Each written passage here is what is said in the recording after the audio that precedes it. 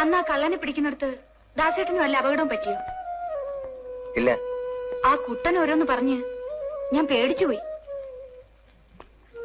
നാളെ എപ്പോഴാ ട്രെയിൻ? രാവിലെ 10 മണിക്ക്. ഞാൻ വരുന്നില്ല. എനിക്ക് അല്പം ജോലി കൊടുണ്ട് ഇവിടെ ബാക്കി. ഇനി ഒരു ജോലിയും വേണ്ട. നാളെ നമ്മൾ ഇവിടം വിടുന്നു. അതിനൊരു മാറ്റവും ഇല്ല. അല്ല, ജോലി തീർന്നാൽ ഉടനെ ഞാനും നിങ്ങളുടെ നാട്ടിലേക്ക് വരാം. എന്തായി പറയുന്നത്? ദാസേട്ടൻ ഇല്ലാതെ ഞാൻ പോവില്ല. വെറുതെ വാശി പിടിക്കരുത്. എനിക്ക് വരാൻ പറ്റില്ലെന്നേ. എന്റെ സാഹചര്യം ഒന്ന് മനസ്സിലാക്കൂ. നിങ്ങൾ മാത്രം ഇപ്പൊ പോകൂ. പോയില്ലെങ്കിൽ നിങ്ങളുടെ അച്ഛന്റെ കാത്തിരിപ്പ് വെറുതെയാവും. ദാസേട്ടൻ എന്ത് പറ്റി? പറയാൻ കുറെ ഏറെയുണ്ട്.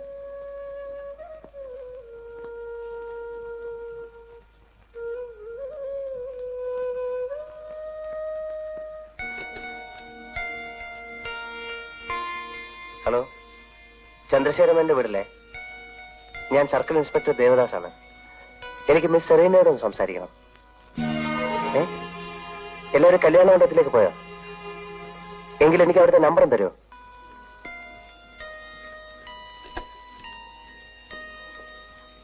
ഹലോ, ഇത് സർക്കിൾ ഇൻസ്പെക്ടർ ദേവദാസ് ആണ്. അവിടെ മിസ് സെറീന ഉണ്ടോ? ഒന്ന് വിളിക്കാം. ഞാനാണ് വിളിക്കുന്നതെന്ന് പറഞ്ഞില്ലേ? ആ, ശരി, ഓക്കെ.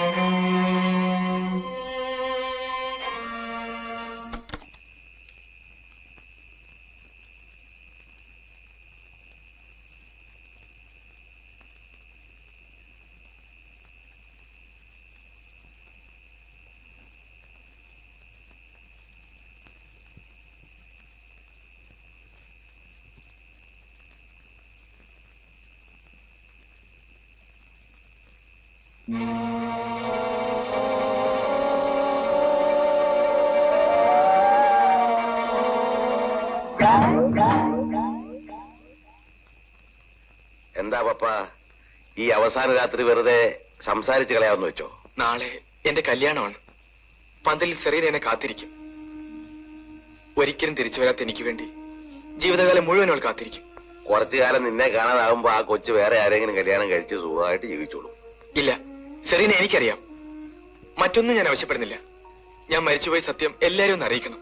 നീ കഴിഞ്ഞ ഒരാഴ്ചയായിട്ട് വിചാരിച്ചിട്ട് നടക്കാത്ത കാര്യം ഞാൻ വിചാരിച്ച എങ്ങനെ നടക്കും?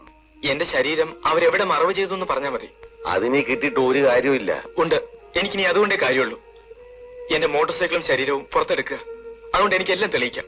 ഈ വക രഹസ്യങ്ങളൊന്നും പുറത്തു പറയാൻ ഞങ്ങൾക്ക് അധികാരമില്ല. ഇതെന്റെ അവസാനത്തെ അപേക്ഷയാണ്. നിങ്ങളെ ഞാൻ ഒരിക്കലും ശല്യപ്പെടുത്തിയില്ല. അതൊന്നും പറയാൻ പാടില്ല പപ്പ. ഞാൻ ഈ അനുഭവിക്കുന്നതിനൊക്കെ കാരണക്കാരൻ നിങ്ങളാണ്. നീ ഇങ്ങനെ പറഞ്ഞ അങ്ങനെ? പ്ലീസ് എന്നെ സഹായിക്കണം. ആർക്കും ഒരു ഉപദ്രവമില്ലാത്ത ഈ സഹായം നിങ്ങൾ എനിക്ക് വേണ്ടി ചെയ്തു തരണം. നിനക്ക് വേണ്ടി ഞാൻ ആദ്യമായിട്ട് ഞങ്ങളുടെ നിയമം തെറ്റിക്കുക. നിന്റെ ശരീരവും മോട്ടോർ ബൈക്കും ഒരു ചെളിക്കുണ്ടി താഴ്ത്തിയിട്ടിരിക്കുക. എവിടെ?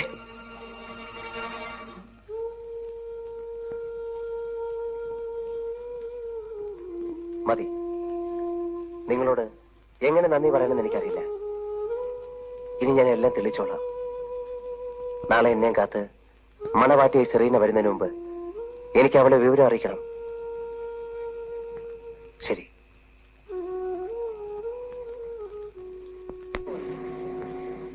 നിൽക്കൂ. ഞാൻ പറഞ്ഞോട്ടെ. നിൽക്കൂ. വായി തുറക്കൂ. വായി തുറക്കാൻ. എനിക്ക് വളരെ പ്രധാനപ്പെട്ട ഒരു കാര്യം പറയാനുണ്ട്. വായി തുറക്കാൻ. ഞാൻ പറയുന്നൊന്ന് കേൾക്കൂ. വായി തുറക്കാൻ.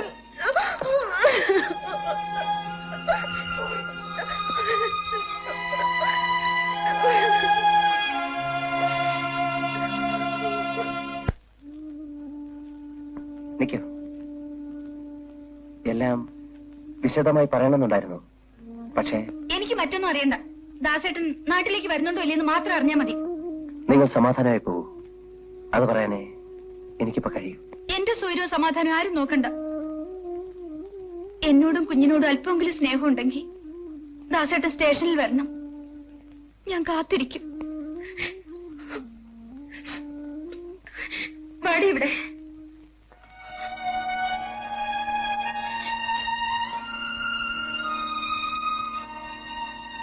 മോള് ഡാഡിയെ ചോദിച്ച് മോളുടെ മമ്മി ഒരിക്കലും ബുദ്ധിമുട്ടിക്കരുത്. ഡാഡി എവിടെയെന്ന് മുത്തച്ഛൻ ചോദിച്ചാൽ മോളെന്ത് പറയും? എന്താ പറയണ്ടേ? ഡാഡിക്ക് തിരക്കാണെന്ന് പറയണം.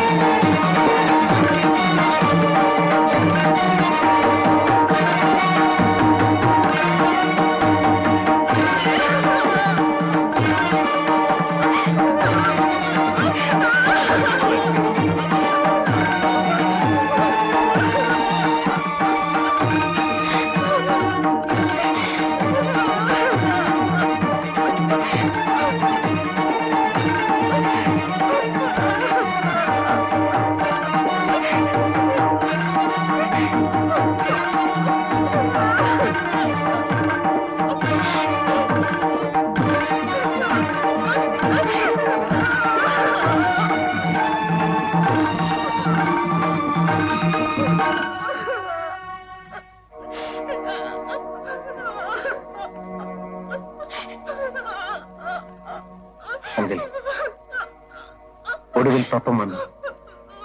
പക്ഷെ അതിങ്ങനായി. അങ്കിൾ പറഞ്ഞില്ലേ പപ്പൻ ജീവിച്ചിരിപ്പുണ്ടെങ്കിൽ വരുമെന്ന്. ജീവിച്ചിരിപ്പില്ലാത്ത പപ്പനെ അങ്കിളും സെറീനയും കാത്തിരുന്നു. ജീവിതകാലം മുഴുവൻ തുടരുമായിരുന്ന കാത്തിരിപ്പ് ഇവിടെ തീരണം. പണ്ട് അപകടത്തിൽ അങ്കിളിന്റെ ഭാര്യയും ഏറ്റവും അടുത്ത സുഹൃത്തുക്കളും നഷ്ടപ്പെട്ടിട്ടും അങ്കിൾ ജീവിച്ചില്ലേ? പപ്പനും സെറീനയ്ക്കും വേണ്ടി ജീവിച്ചു. അതുപോലെ ഇനിയും ജീവിക്കണം. സെറീനയ്ക്ക് വേണ്ടി. നിങ്ങൾ സന്തോഷത്തോടെ കഴിയുന്ന കാണാൻ പപ്പന്റെ ആത്മാവ് എന്നിവിടെ തന്നെ ഉണ്ടാവും.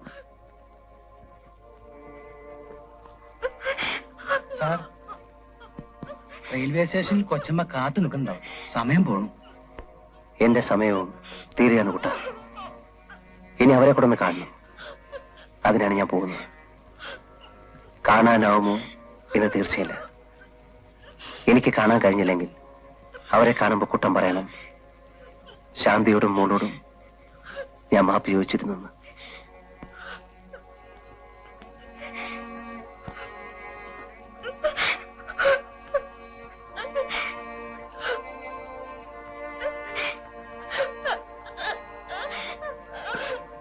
സെറീന,